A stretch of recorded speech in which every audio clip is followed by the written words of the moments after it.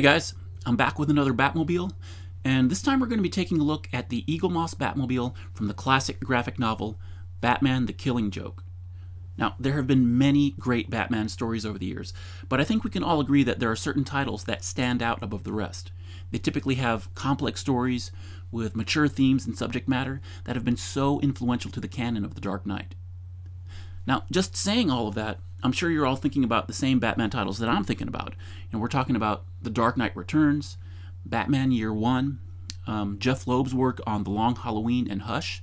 Personally, I would also include Snyder and Capullo's work on The Court of Owls. Now, without a doubt, one title that belongs on that list of the greatest of the great Batman stories is The Killing Joke by Alan Moore, with artwork by Brian Bolland. This book is so intense. It's another reminder, especially to folks who don't read comics, that the medium of comic books is not first and foremost for kids. This story is definitely complex and layered, and the artwork is beautiful and terrifying at the same time. The Joker's origin story is tragic, and that whole scene with the shooting of Barbara Gordon, the capture and the torture of Commissioner Gordon, it really shows us how evil the Joker is. These are not just classic moments in the book, they're also classic moments in the history of Batman. I love the artwork in this book, and I love the design of the Batmobile that was given to us by Bolland. Something that has always been common to the Batman universe is this combination of a classic sort of retro design with the modern and the futuristic. I think that's what sometimes gives the world of Batman this timeless quality. We've seen this in several of the books, the Tim Burton films, and of course the animated series. The design of this Batmobile definitely has a blending of the old with the new. The shape of the body kind of has this classic gangster era look, but it also has these futuristic elements that are ironically kind of retro. I'm specifically thinking about the bubble glass dome of the canopy. This Batmobile also has classic features and gadgets like ejector seats, a storage compartment for Batman's personal mini helicopter. It has knockout gas, and a bat signal that's mounted to the top of the canopy. It's a really cool design, and as you'll see, Eaglemoss did a great job with recreating it with this model. The display case for this diorama is very psychedelic, and I think that's intentional. And the 3D lenticular is one of the most layered backgrounds I've seen in this Eaglemoss line. It's an image in the old abandoned carnival that the Joker uses in the book. You can see the Ferris wheels in the distance there, and they have some of the other buildings from the carnival. And then there's this string of lights going across the top here. In the foreground, they have images from several different panels in the book. On the left, this guy sitting on the pink elephant, he's actually the original owner of the carnival, and the Joker acquires the carnival from him by injecting him with his Joker toxin. And this guy pretty much ends up staying on that pink elephant for the remainder of the book. On the right, we have this entrance into the funhouse. And we see that image when Batman and Joker have their confrontation. The Joker runs through that door to try and make his escape. In the center, we have that classic image of Batman and the Joker laughing at the end of the book. This has become one of those iconic moments in the history of Batman. This panel is sort of the punchline in the story, the two of them laughing together. I've always wondered if Batman is grabbing the Joker to take him into custody, or if he's leaning on the Joker as he's laughing with him, kind of like two old friends. But I think it's interesting the way that they drew it, so that you can't really tell.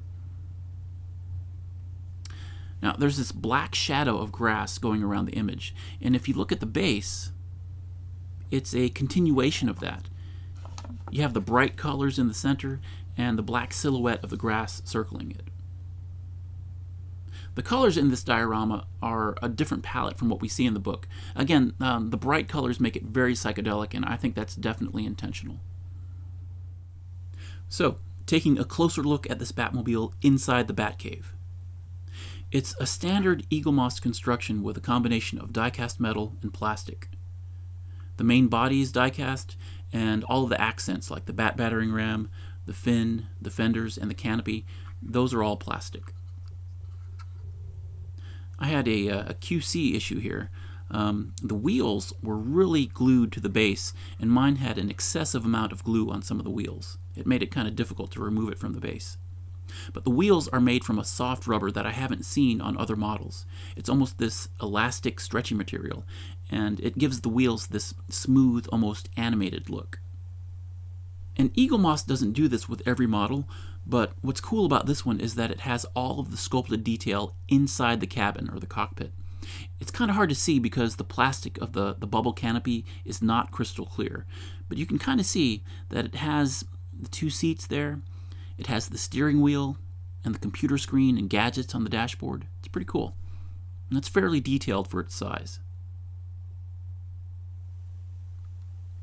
And while the look for the Batmobile was very stylized in the book, it still makes for a great model. I think this Batmobile is another successful translation from the artwork into model form. The sculpt of the model is very straightforward, and it doesn't seem like it has a lot of detail, but that's pretty accurate and consistent with the original design. Now I want to do one quick comparison here. I mentioned earlier that the Killing Joke Batmobile, it has this sort of throwback retro design to it, and what I was specifically thinking about was the Batmobile from Detective Comics 156. Now, I think it's painfully obvious that they drew inspiration from this Batmobile, that Bolland was almost sort of trying to imitate and do his own take on this Batmobile. Detective Comics 156 came out back in 1950, almost 40 years before The Killing Joke, and as you can see, there are still some very obvious similarities between the two. The bubble canopy, the bat signal that's attached to the top of the glass dome, the battering ram on the front, and the single fin in the back, and even the tires, they're very similar to one another. They both have that smooth texture. Again, a very common design element in the Batman universe is this blending of the old with the new, and I think the Killing Joke Batmobile epitomizes that concept. In closing, this is another great model by Eaglemoss. It may not be a model that every collector will want unless you're a big fan of The Killing Joke or you're just trying to complete this line of Batmobiles. I think the big appeal for this model is the historical significance of the book that it comes from. Again, a classic story in the Batman mythos. If you haven't read the book, I'd highly recommend it. It is definitely a work of art. As always, I want to thank my good friend Stewart Murray for helping me out with my Batmobile collection. He has recently hooked me up with some of the best models that I've seen in this line.